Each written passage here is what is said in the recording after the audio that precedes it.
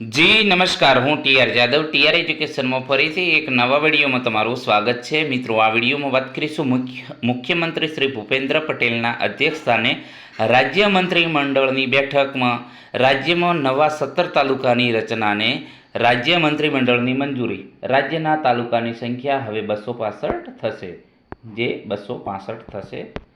તો વાત કરીશું નવા જે વાવથરા જિલ્લાની રચનાની જાહેરાત બાદ વાવથરા જિલ્લાની રચનાની જાહેરાત પછી મુખ્યમંત્રી શ્રી ભૂપેન્દ્ર પટેલનો વહીવટી વિકેન્દ્રીકરણનો વધુ એક પ્રજાલક્ષી નિર્ણય. 2013 પછી પ્રથમવાર જિલ્લા તાલુકાની સંખ્યામાં મોટો ફેરફાર થયો છે. મિત્રો, મુખ્યમંત્રી ગ્રામ ઉત્થાન યોજનાનો લાભ મળતા નવા બનનાર તાલુકા મથકોનો શહેરી ઢબે વિકાસ થઈ શકશે. વડાપ્રધાનશ્રીએ કરેલા વિકસિત ભારત 2047ના સંકલ્પમાં વિકસિત ગુજરાત 2047 માટે નવા તાલુકાની રચના મહત્વપૂર્ણ બનશે. મુખ્યમંત્રી શ્રી ભૂપેન્દ્ર પટેલના અધ્યક્ષસ્થાને મળેલી રાજ્ય મંત્રીમંડળની બેઠકે રાજ્યના અવિરત વિકાસને ગતિ આપતો મહત્વપૂર્ણ જનહિતલક્ષી નિર્ણય કર્યો છે. રાજ્ય મંત્રીમંડળે નાગરિકો, પ્રજાવર્ગો અને પદાધિકારીઓની રજૂઆતોનો સકારાત્મક પ્રતિસાદ આપતા બનાસકાંઠામાંથી નવો વાવથરા જિલ્લો તેમજ હાલના રાજ્યના 21 તાલુકામાંથી નવા 17 તાલુકાની રચનાની કરવાની દરખાસ્તને સર્વાનુમતે મંજૂરી આપી છે. રાજ્ય સરકારના પ્રવક્તા મંત્રી શ્રી ઋષિકેશ પટેલે મંત્રીમંડળના મહત્વપૂર્ણ નિર્ણયની ભૂમિકા આપતા કહ્યું કે વડાપ્રધાન શ્રી નરેન્દ્ર મોદીએ વહીવટી સરળીકરણનો જે વિચાર આપ્યો છે તેને મુખ્યમંત્રી શ્રી ભૂપેન્દ્ર પટેલના દિશા દર્શનમાં વર્તમાન રાજ્ય સરકારની વેગવંતો બનાવી રહી છે. મુખ્યમંત્રી શ્રી ભૂપેન્દ્ર પટેલના નેતૃત્વની સરકારે રાજ્ય શાસનમાં વહીવટી વિકેન્દ્રીકરણથી લોકોના જિલ્લા તાલુકા કક્ષાની કચેરીઓ સાથે કામકાજમાં સુગમતા રહે તેમજ નવું તાલુકા મથક નજીકમાં જ મળવાથી સામાજિક, આર્થિક, આરોગ્ય અને શૈક્ષણિક સહિતની સર્વગ્રાહી સુવિધામાં વધારો થાય તેમજ અંતરિયાળ ગામોમાંથી તાલુકા મથકે આવવા જવાથી સમય, શક્તિ અને નાણાંનો પણ બચાવ થાય છે. તેવા પ્રજા હિતલક્ષી ઉદાત્ત અભિગમથી આ નવા 17 તાલુકાની રચનાને મંજૂરી આપી છે, તેમ પ્રવક્તા મંત્રીએ જણાવેલું છે. પ્રવક્તા મંત્રીએ જણાવ્યું કે વાવ-થરાદ જિલ્લામાં હાલના બનાસકાંઠા જિલ્લાના 6 તાલુકાઓ જેમાં વાવ, થરાદ, સુઈગામ, ભાભર, દિયોદર અને લાખણીનો સમાવેશ કરી થરાદને જિલ્લા મુખ્ય મથક સાથે વાવ-થરાદ જિલ્લાની રચનાને કેબિનેટ દ્વારા મંજૂરી આપવામાં આવી છે. જેમાં જે બનાસકાંઠા જિલ્લાના 6 તાલુકા જેમાં વાવ, થરાદ, સુઈગામ, ભાભર, દિયોદર અને લાખણીનો સમાવેશ જેમાં મુખ્ય મથક થરાદ રહેશે અને વાવ-થરાદ જિલ્લાની રચના કેબિનેટે આપી છે. પ્રવક્તા મંત્રી ઋષિકેશ પટેલે નવા તાલુકાની રચના અંગેની વિગતો આપતા કહ્યું કે વડાપ્રધાન નરેન્દ્ર મોદીએ ગુજરાતના તત્કાલીન મુખ્યમંત્રી તરીકે તાલુકા એકમને વિકાસ અને વહીવટમાં વધુ સશક્ત બનાવવા એટીવીટી આપણો તાલુકો વાઇબ્રન્ટ તાલુકાની વિભાવના આપને અને 2013માં નવા 23 નવા તાલુકાઓને તેમણે કરેલી રચના પછી પ્રથમવાર સૌથી વધુ સંખ્યામાં 17 નવા તાલુકાઓની રચનાનો મુખ્યમંત્રી શ્રી ભૂપેન્દ્ર પટેલની સરકારે નિર્ણય કર્યો છે. તેમણે જણાવ્યું કે મુખ્યમંત્રીએ ગત સ્વતંત્રતા દિવસે મુખ્યમંત્રી ગ્રામ ઉત્થાન યોજનાની જે જાહેરાત કરેલી તેનો લાભ નવા બનનાર તાલુકા મથકોને મળવાથી તેનો પણ શહેરી ઢબે વિકાસ થઈ શકશે. તેમણે કહ્યું કે વડાપ્રધાને વિકસિત ભારત 2047ના કરેલા સંકલ્પમાં વિકસિત ગુજરાત 2047 માટે વિકાસશીલ તાલુકાઓ વિકસિત થાય તે દિશામાં નવા જિલ્લાઓ નવા જિલ્લા તાલુકાઓની રચના કરવામાં આવશે. આ નવા 17 તાલુકાની રચના થવાથી હાલના 51 વિકાસશીલ તાલુકાની સંખ્યામાં 10 તાલુકાનો વધારો થશે અને તેને પણ વિકાસશીલ તાલુકાઓની મળતી ગ્રાન્ટનો લાભ મળશે.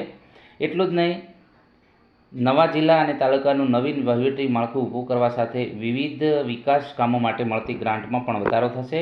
પ્રવક્તા મંત્રીએ જણાવ્યું કે દેશમાં વિકાસના રોલ મોડલ અને ગ્રોથ એન્જિન તરીકે પ્રસ્થાપિત થયેલા ગુજરાતના તાલુકાઓને પણ વિકાસ મોડલ બનાવવાની દિશામાં આ નિર્ણય મહત્વનો પુરવાર થશે. નવા તાલુકાની રચના અંગેનું વિધિવત જાહેરનામું ટૂંક સમયમાં પ્રસિદ્ધ કરાશે એવું ઉમેર્યું છે. રાજ્ય મંત્રીમંડળે નવા તાલુકાની રચનાને મંજૂરી આપી તે આ પ્રમાણે છે. તાલુકા વિભાજન તો વાત કરીશું જિલ્લો મહીસાગર અને પંચમહાલ. તો મહીસાગરમાં સંતરામપુરા તથા શહેરા જે મૂળ તાલુકાના નામ, અને નવા સૂચિત જે છે એમાં છે ગોધર અને સૂચિત મુખ્ય મથક ગોધર. એના પછી પંચમહાલ લુણાવાડા મૂળ તાલુકો અને તાલુકાના નામ, એમાં નવા સૂચિત તાલુકાનું નામ છે કોઠંબા અને સૂચિત જે મુખ્ય મથક છે કોઠંબા. એના પછી નર્મદા જિલ્લા, એમાં ડેડિયાપાડા મૂળ તાલુકો, તો એના નવા સૂચિતમાં ચિકદા અને બીજું છે સૂચિત મુખ્ય મથક ચિકદા. એના પછી વલસાડ, તો વાત કરીશું વાપી ગ્રામ્ય કપરાડા પારડી જે મૂળ તાલુકો અથવા તો તાલુકાનું નામ, અને નવું જે સૂચિત છે નાના પોંઢા અને એનું સૂચિત મુખ્ય મથક નાના પોંઢા રહે છે. એના પછી વાત કરીશું બનાસકાંઠામાં જે છે થરાદ, વાવ અને કાંકરેજ જે મુખ્ય તાલુકા છે મૂળ તાલુકા, એમાંથી નવા થરાદમાંથી રાહ, વાવમાંથી ધરણીધર અને કાંકરેજમાંથી ઓગળ, જેમાં સૂચિત મુખ્ય મથક રહેશે રાહ અને ધરણીધરમાં ઢીમા અને ઓગળમાં થરા. તો આ રીતનું મિત્રો પરીક્ષામાં પણ આ ટાઈપનું પૂછી શકાશે કે કયા જિલ્લામાંથી. તો જિલ્લાની વાત કરીશું તો આ જે જિલ્લા આપેલા છે મહીસાગર, પંચમહાલ, નર્મદા, વલસાડ અને બનાસકાંઠા. અને કયા તાલુકામાંથી નવા તાલુકા રચના, તો અહીં આપેલું છે મૂળ તાલુકાઓ છે, બરાબર, અને જે સૂચિત કરેલા છે તો એ પણ અહીં તમે જોઈ શકો છો, અને એના મુખ્ય મથક પણ તમે જોઈ શકો છો એ પ્રમાણે. તો મિત્રો આ જે છે એના પછી બીજા વાત કરીશું જે છે બનાસકાંઠામાં જે વાત કરીશું એમાં જે દાંતા, તો એમાં હળાદ છે અને હળાદ મુખ્ય મથક. એના પછી વાત કરીશું જે દાહોદ, એમાં દાહોદમાંથી વાત કરીશું જાલોદ અને ફતેપુરા, એમાંથી ગોવિંદ ગુરુ લીંબડી અને સુખપર મુખ્ય મથક લીંબડી અને સુખપર રહેશે. એ પછી છોટાઉદેપુર, એમાં જેતપુર, પાવી, જેમાં જે સૂચિત કરવામાં આવેલું છે એમાં જે છે જેતપુર પાવીમાં કદવાલ એનું જે મુખ્ય મથક રહેશે કદવાલ. એના પછી વાત કરીશું ખેડા, તો ખેડામાં જે કપડવંજ અને કઠલાલ જે હાલમાં છે, એમાંથી ફાગવેલ અને જે ફાગવેલ બનશે એના જે કાપડી વાવ એનું જે મુખ્ય રાખવામાં આવશે, જે અહીં તમે જોઈ શકો છો કે સૂચિત મુખ્ય મથક. એના પછી વાત કરીશું અરવલ્લીની વાત કરીશું, તો અરવલ્લી જિલ્લામાંથી જે હાલમાં ભિલોડા અને બાયડ છે, તો જે ભિલોડામાંથી શામળાજી છે અને બાયડમાંથી સાઠંબા, બરાબર, એનું મુખ્ય મથક પણ એ જ રહેશે. એમાં પછી તાપીની વાત કરીશું, તાપીમાં સોનગઢ જે છે હાલમાં છે, તો એમાંથી ઉકાઈ જે તાલુકો બનશે એમાં ઉકાઈ એનું મુખ્ય મથક. એના પછી સુરતમાં વાત કરીશું, તો સુરત માંડવી અને મહુવા હાલમાં છે, તો એમાંથી માંડવીમાંથી અરેઠ અને એનું મુખ્ય મથક અરેઠ છે. મહુવામાંથી અંબિકા, એનું જે છે મુખ્ય મથક વલવાડા રહેશે.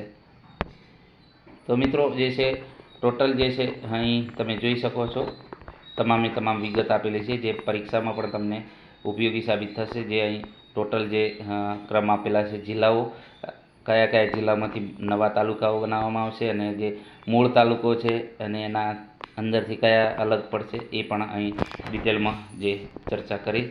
જો વિડીયો પસંદ આવ્યો તો લાઇક, શેર અને મિત્રો ચેનલને સબસ્ક્રાઈબ કરવાનું ન ભૂલતા. Thank you for watching this video.